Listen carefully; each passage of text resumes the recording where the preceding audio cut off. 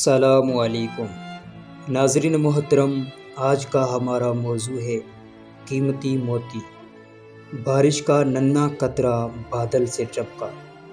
جب اس نے سمندر کی چوڑائی دیکھی تو شرمندہ ہوا اور دل میں کہا کہ سمندر کے سامنے میری کیا حیثیت ہے، اس کے ہوتے ہوئے تو میں نہ ہونے کے برابر ہوں۔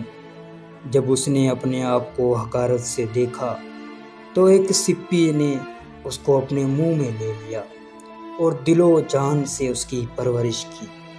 تھوڑے ہی دنوں میں یہ قطرہ ایک قیمتی موتی بن گیا اور بادشاہ کے تاج کی زینت بنا۔ عزیزو دوستو، عاجزی میں بلندی ہے اور غرور و تکبر کا انجام بھیانک ہوتا ہے۔